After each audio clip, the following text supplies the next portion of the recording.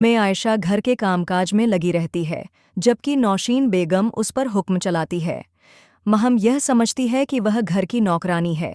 इसी वजह से जब वह किचन में आयशा को देखती है तो उसके पास जाकर कहती है, जाओ, मेरे लिए चार्जर लेकर आओ। वह गुस्से से बोलती है, लेकिन उम्मे आयशा अदब और लिहाज में जाकर चार्जर लेकर आ जाती है। जब आयशा चार्जर लेकर आती है तो महम उसे घूरने लगती है। फिर वह गुस्से में कहती है, मुझे घूर घूर कर क्यों देख रही हो? मैंने तुमसे चार्जर मांगा था, इतनी देर क्यों लगा दी? फिर वह चार्जर लेते हुए उसे वहां से जाने के लिए कह देती है। इस रवैये से उम्मे आयशा बहुत परेशान हो जाती है।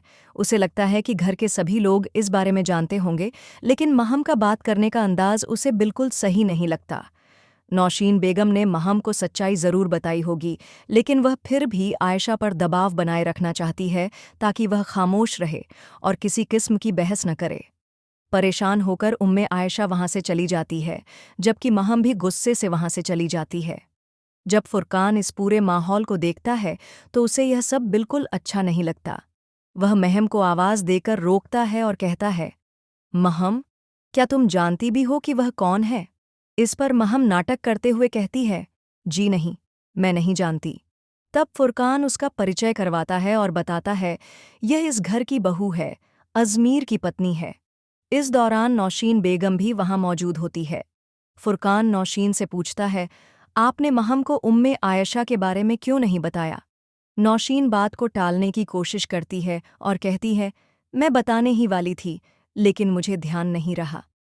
तब फुरकान महम को स्पष्ट कर देता है, यह इस घर की नौकरानी नहीं, बल्कि इस घर की बहू है और पूरे घर की जिम्मेदारी इसी पर है। यह सुनकर महम को झटका लगता है, क्योंकि वह उसे नौकरानी समझ रही थी और उसी हिसाब से बात कर रही थी। जब फुरकान सबके सामने उम्मे आयशा की सच्चाई बताता है तो नौशीन बेगम भी खामोश हो जाती है और उसके पास कहने के लिए कुछ नहीं बचता। वह चुपचाप एक तरफ हो जाती है। इसके बाद वह महम को समझाती है कि अब दोबारा किसी से बहस न करे और कोई तमाशा खड़ा न करे, वरना और भी ज्यादा मसले खड़े हो जाएंगे। दादो चान को जब इस बात का पता चलता है तो वह उम्मे आयशा और उसकी माँ से कहती है, मैं जाकर उससे बात करती हूँ कि आखिर उसने तुम्हें नौकरानी क्यों कहा। उम्मे आयशा दादी को समझाने की कोशिश करती है और कहती है, दादो, ऐसी कोई बात नहीं है। वह पहली बार इस घर में आई है, उसे कुछ नहीं पता था। अगर उसने ऐसा कह दिया तो ये कोई बड़ी बात नहीं है। लेकिन दादो चान कहती है, नहीं, यह बड़ी बात है। नौशीन को महम को पहले से सब कुछ बता देना चाहिए था ताकि ऐसी बहस न होती। अब सब लोग लॉन में बैठे होते हैं, अजमीर, महम, उम्मे आयशा। अजमीर महम को लगातार घूर रहा होता है, जो उम्मे आयशा को बिल्कुल अच्छा नहीं लगता। वह अजमीर को याद दिलाती है, क्या आपको याद है कि आप मुझे मोटी गोलगप्पे के नाम से बुलाया करते थे? महम मुस्कुराते हुए कहती है, हाँ, मुझे सब याद है और आप मुझे और भी नामों से बुलाते थे।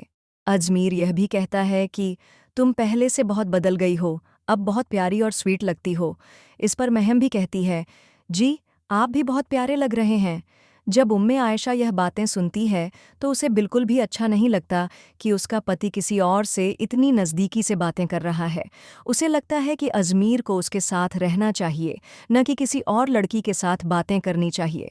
बाद में वह अजमीर से इस बारे में बात करने जाती है और कहती है, इस तरह की बातें करना आपको शोभा नहीं देता, प्लीज़ ऐसी बातें मत किया करें। लेकिन अजमीर उसकी बात मानने से इनकार कर देता है और कहता है, मेरी कसम, मेरा महम से पुराना रिश्ता है, इसलिए मैं उससे बातें कर सकता हूँ। इस दौरान नौशीन बेगम, जो कि महम की माँ है, अपनी बेटी से सारी बातें कर रही होती है। वह उसे बताती है कि जब महम घर में आई तो अजमीर उसे देखकर हैरान रह गया। फिर वह कहती है, मैं हर हाल में महम को अपनी बहू बनाकर रहूंगी और जल्द ही उम्मे आयशा और मेशक की माँ को इस घर से निकाल दूंगी। लेकिन यह सारी बातें मेशक की माँ सुन लेती हैं।